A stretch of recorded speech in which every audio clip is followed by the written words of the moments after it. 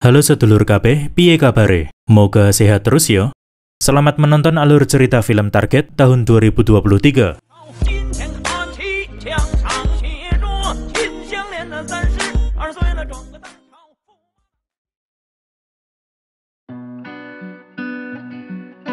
Film diawali dengan memperlihatkan mahasiswa bernama Jong Tae, di mana doi hendak menjual komputer miliknya demi memenuhi kebutuhan sehari-hari. Dan setelah memasang iklan di aplikasi jual beli barang bekas second market, ada seorang wanita bernama Yeon yang tertarik membeli komputer itu. Lalu mereka mengatur jadwal COD-an di kos-kosan Jong Tae. Di tempat lain, tampak desainer interior bernama So Hyun yang sedang ngomel-ngomel kepada para pekerja bangunan di bawah pengawasannya karena tidak fokus dalam bekerja sampai-sampai salah memasang saluran pembuangan. Setibanya di kantor, Sohyun pun menerima teguran dari manajer Kim selaku atasannya, sebab usut punya usut tepat di hari pemasangan saluran pembuangan. Sohyun malah mengambil cuti demi mengurus pindahan rumahnya. Ya, intinya Sohyun dianggap tidak becus alias lalai dalam mengawasi para pekerja bangunan. Usai adu argumen panjang lebar, kini giliran Sohyun mengungkapkan keresahan terhadap sikap manajer Kim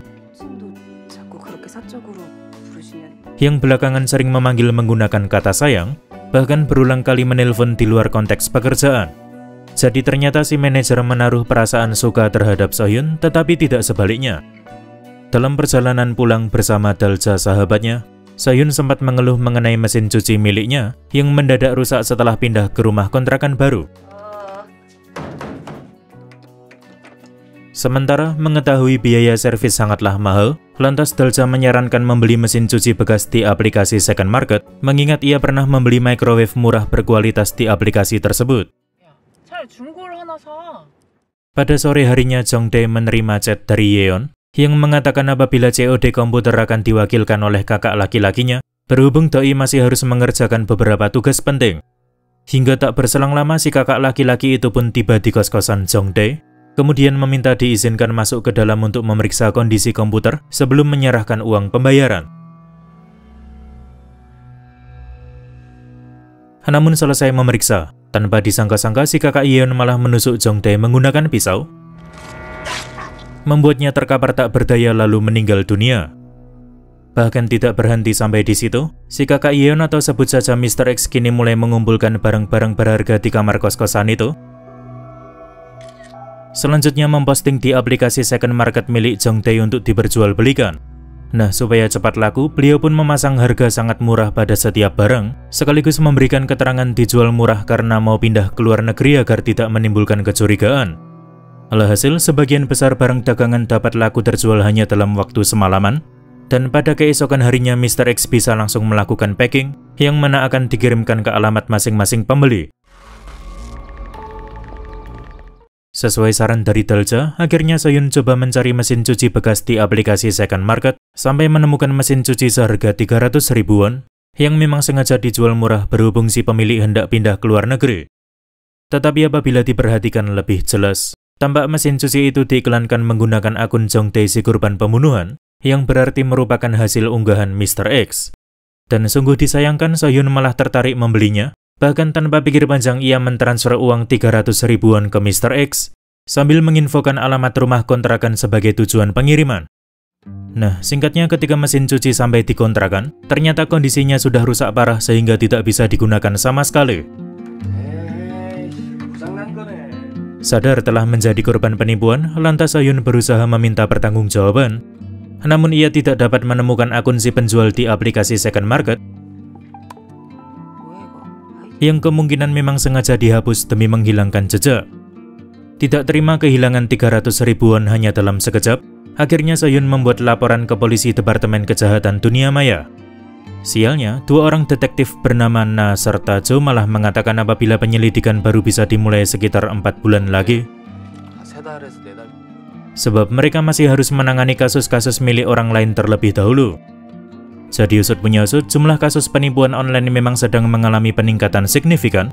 Bahkan hanya dalam 2 hari saja, mereka sampai menerima 100 laporan lebih. Tak sabar menunggu 4 bulan lamanya, Maka Sohyun berinisiatif mencari si pelaku penipuan menggunakan tangan sendiri, yaitu dengan mengecek satu persatu produk dagangan di aplikasi second market yang sekiranya diberi harga terlalu murah. Karena supaya cepat laku, sudah pasti si penipu memasang harga serendah mungkin.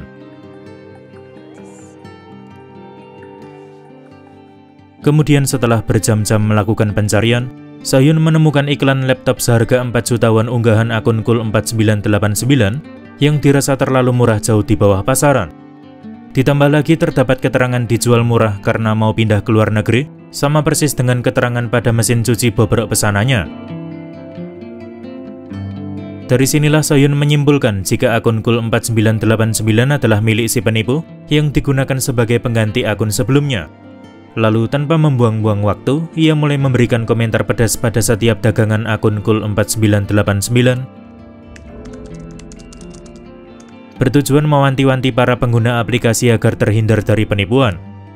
Mengetahui akun Cool4989 telah dibanjiri komentar negatif, lantas Mr. X segera mengirimkan chat berisikan peringatan keras ke Sohyun, tentunya menggunakan identitas palsu. Meski begitu, Sohyun sendiri malah merasa tertantang dan balik memaki-maki, mulai dari mengatai pecundang yang tidak bisa mencari pekerjaan halal, serta masih banyak lagi. Bahkan ketika Mr. X mulai memberikan ancaman serius, Sohyun tetap tidak gentar sama sekali, sebab ia yakin pihak kepolisian akan segera menuntaskan kasus ini. Sampai akhirnya Mr. X pun hilang kesabaran dan berniat melancarkan balas dendam, yaitu diawali dengan meretas akun second market milik Sohyun. Jadi belakangan barulah diketahui jika beliau merupakan hacker kelas kakap yang mana seringkali melakukan aksi kejahatan di dunia maya demi memperoleh banyak uang dalam waktu singkat. Teror pertama dimulai pada keesokan harinya, yakni ketika sedang makan siang, tiba-tiba Sohyun menerima telepon dari sejumlah nomor tak dikenal yang bertanya-tanya mengenai giveaway mesin cuci. Padahal Sohyun sendiri tidak pernah memposting apa-apa terkait giveaway. Nah, saat kembali ke kantor barulah Sohyun mengetahui sumber masalahnya, yaitu tak kalah mendapati akun second market miliknya telah memposting giveaway mesin cuci, berikut menyertakan nomor HP pribadinya. Ia pun langsung beranggapan kalau semua kekacauan ini merupakan ulah si penipu alias Mr. X yang belakangan memang bermasalah dengannya. Sementara demi menghentikan serbuan telepon dari nomor-nomor tak dikenal itu, Sohyun pun menambahkan komentar bahwasanya giveaway sudah selesai.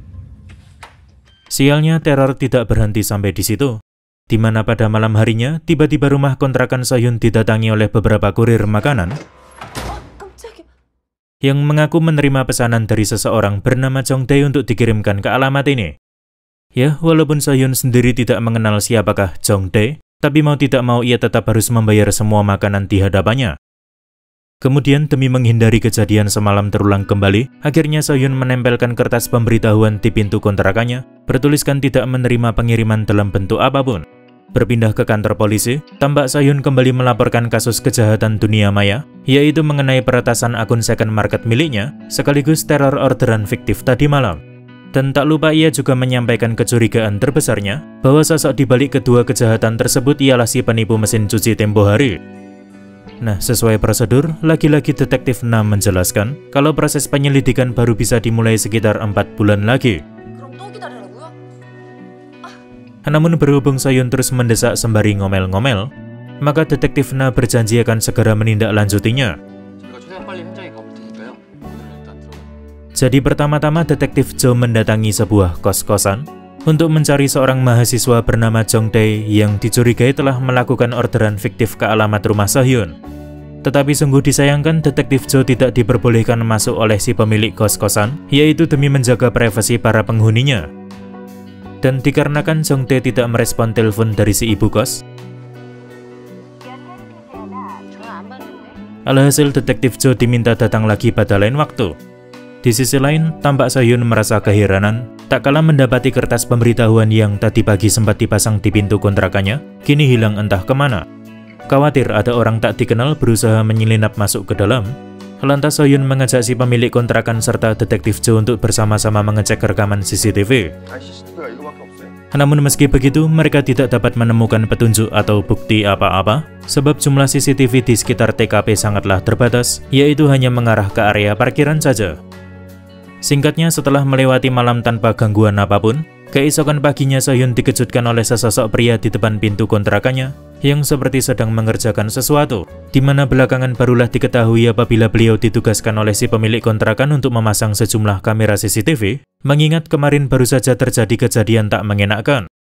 Setelah seharian menjalani kegiatan nan sangat melelahkan, pada malam harinya Sohyun kembali menerima gangguan demi gangguan yang bisa dibilang lebih parah dari sebelumnya,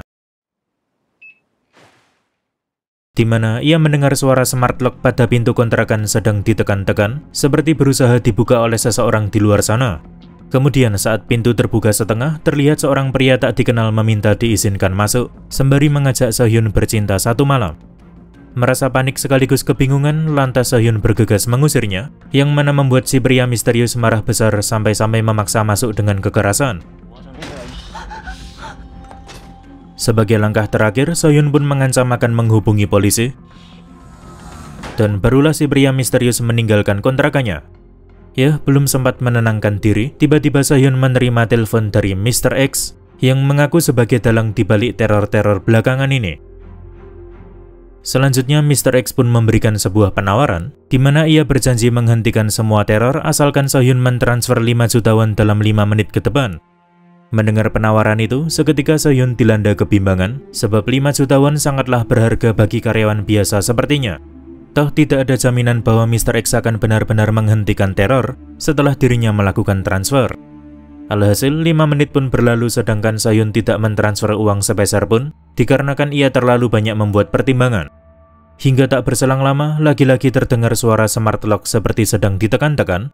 Dan saat pintu terbuka, tampak seorang pria kantoran yang mengaku diundang ke rumah tersebut untuk bersenang-senang. Tapi beruntunglah di saat bersamaan detektif Joe datang sambil menghajar si pria kantoran itu, kemudian disusul 2 polisi lain yang sigap melakukan penangkapan. Berpindah ke kantor polisi, memperlihatkan si pria kantoran mulai menceritakan kronologinya, di mana pada awalnya ia cuma berniat membeli barang bekas di sebuah aplikasi bernama Second Market. Namun ketika mengirim chat ke salah satu penjual, si penjual malah mengajak bertemu 4 mata dalam rangka mencari cinta satu malam. Sampai akhirnya si pria kantoran mendapatkan informasi alamat rumah, sekaligus password smart lock pada pintu depan agar bisa masuk kapan saja. Ya, intinya berkat pengalaman selama bertahun-tahun di dunia hacker, Mr. X mampu melancarkan berbagai macam teror ke hidup Sohyun, bahkan tanpa perlu mengotori tangan sendiri. Demi menindaklanjuti kejadian semalam, alhasil detektif Joe membuat sebuah rencana untuk bisa masuk ke kos-kosan Jong Dae, yaitu dengan berpura-pura menerima laporan orang hilang atas nama Jong Dae. Dan singkat cerita, setelah berhasil meyakinkan si ibu kos, akhirnya Sohyun serta detektif Joe diantarkan menuju kamar Jong Dae. Tetapi sesampainya di lokasi tujuan, mereka hanya mendapati ruangan kosong, seakan-akan Jong Dae sudah pergi meninggalkan kos-kosan bersama barang-barang berharganya.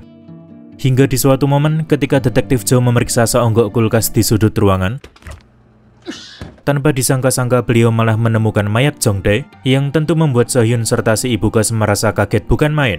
Dari penemuan mayat tersebut, Sohyun dapat menyimpulkan jika pelaku teror alias Mr. X bukanlah Jong Dae, melainkan Mr. X hanya menggunakan identitas Jong Dae sebagai tameng baginya. Namun di saat bersamaan Sohyun juga merasa cemas luar biasa, khawatir dirinya akan bernasib sama seperti Jong Dae.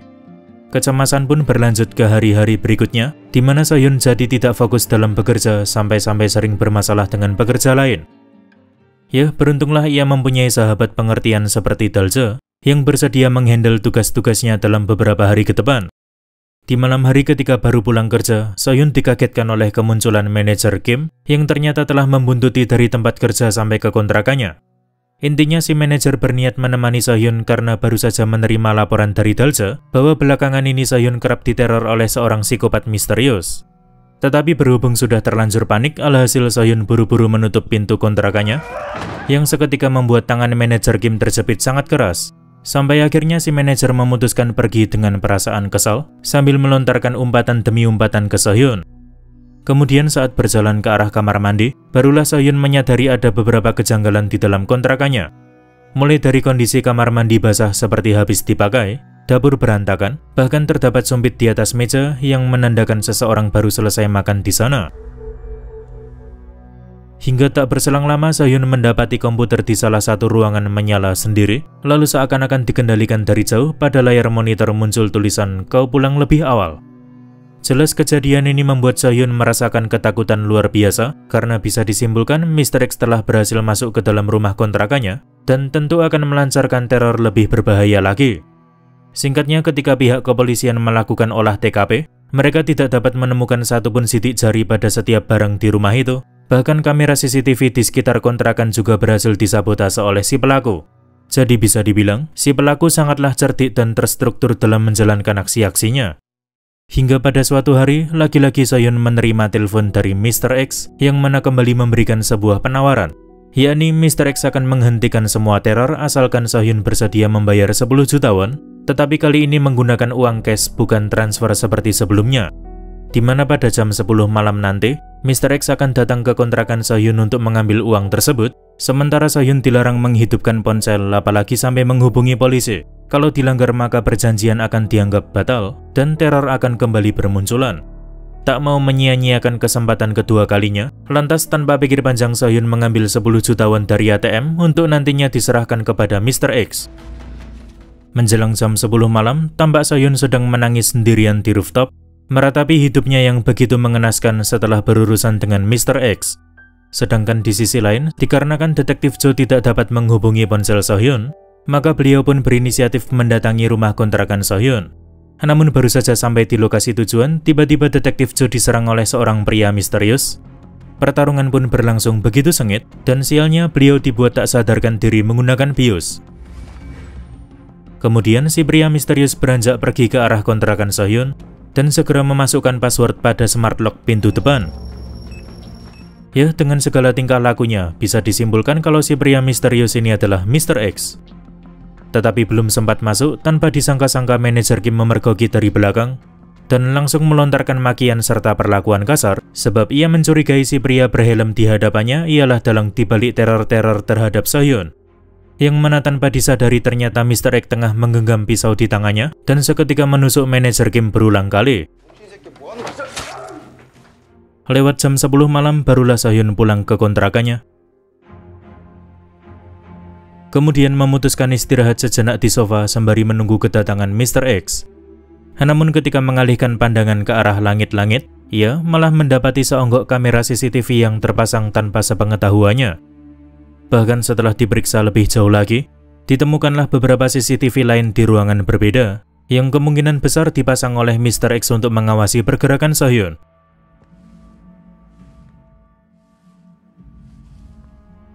Hingga di suatu momen, Sohyun kembali dibuat syok, tak kala menemukan mayat manajer Kim tergeletak di salah satu sudut ruangan, lalu tanpa disangka-sangka dari belakang muncul sosok asli dari Mr. X, yang ternyata sudah berada di dalam kontrakan sedari tadi. Nah, seketika Sohyun pun dibanting ke lantai, dan terungkaplah kebenaran kalau Mr. X adalah si petugas pemasang CCTV sebelumnya. Itulah mengapa sejumlah CCTV di dalam kontrakan Sohyun memiliki bentuk sama persis dengan yang terpasang di depan pintu kontrakannya. Beralih keluar sana, tampak Detektif Na datang menyusul Detektif Jo yang masih tak sadarkan diri akibat dibius oleh Mr. X. Kemudian saat hendak meminta pertolongan, ia malah mendapati sebuah mobil merah keluar dari parkiran di mana di dalamnya terdapat Mr. X serta Sohyun. Lantas tanpa pikir panjang, Detektif Na bergegas mengejar mobil tersebut. Sementara Detektif Jo yang baru terbangun juga ikut membuntuti dari belakang. Ya, singkatnya terjadilah aksi pengejaran sengit antara pihak kepolisian dengan Mr. X.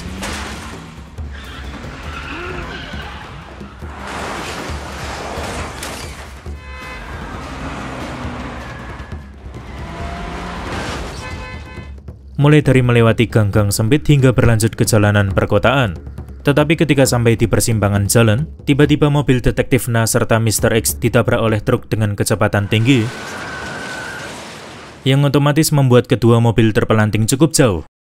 Melihat kejadian tersebut, Detektif Jo pun buru-buru menyelamatkan Detektif Na, sehingga dengan demikian Mr. X mempunyai kesempatan untuk kabur meninggalkan TKP. Alhasil, malam ini menjadi mimpi buruk bagi pihak kepolisian, karena selain gagal menangkap Mr. X, Sohyun serta Detektif Na juga mengalami luka sangat serius.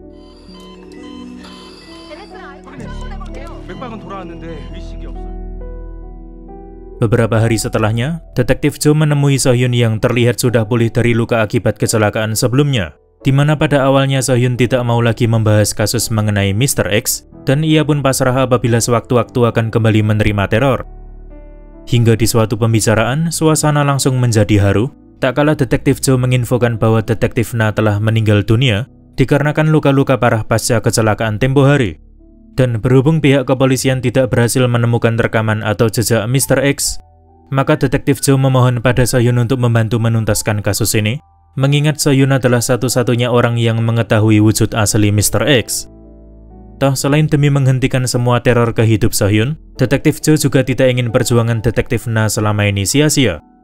Sampai akhirnya Sohyun pun berubah pikiran dan ia bersedia membantu Detektif Joe dalam menangkap Mr. X.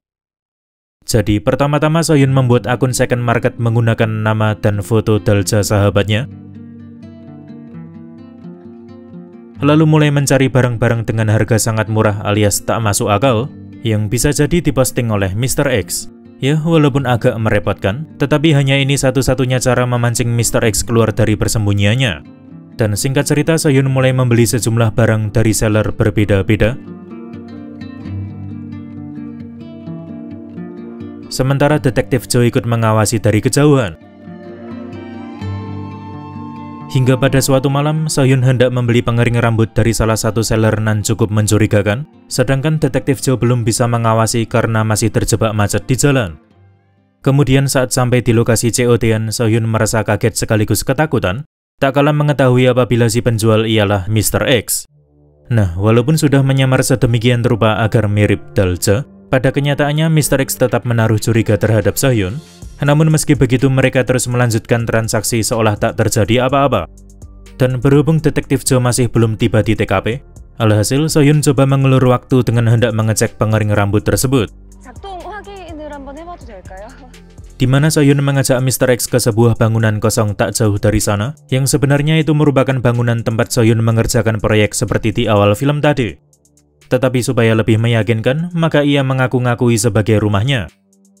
Dengan berpura-pura memeriksa pengering rambut tadi, di sini Sohyun mempunyai kesempatan menelpon Detektif Joe untuk memberitahu posisinya, sementara Mr. X masih menunggu di depan sana. Sialnya setelah telepon ditutup, tiba-tiba Mr. X datang sambil membius Sohyun hingga tak sadarkan diri. Intinya, sejak awal pertemuan Mr. X sudah mengetahui identitas asli Sohyun, dan menurutnya Sohyun sangatlah bodoh karena nekat mencari masalah lagi dengannya. Namun saat hendak membunuh Sohyun menggunakan pisau, beruntunglah Detektif Joe segera datang memberikan pertolongan. Lalu seketika terjadilah pertarungan sengit di antara mereka. Ya, meskipun sempat menerima tusukan pisau di perutnya, Detektif Joe tidak gentar sama sekali dan terus memberikan perlawanan.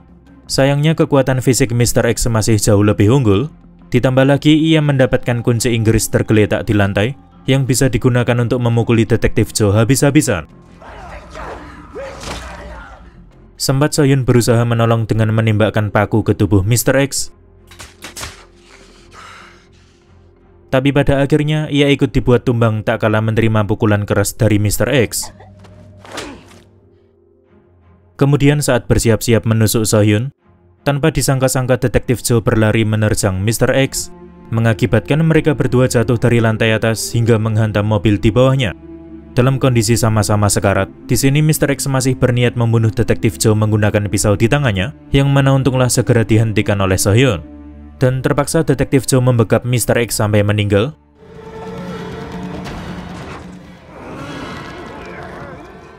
Karena menurutnya ini adalah cara paling tepat menghentikan semua aksi gila Mr. X.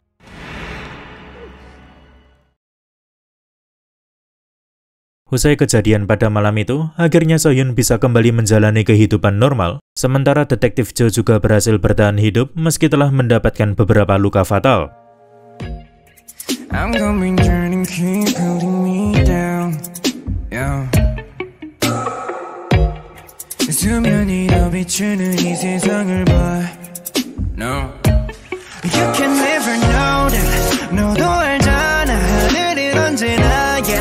열려있지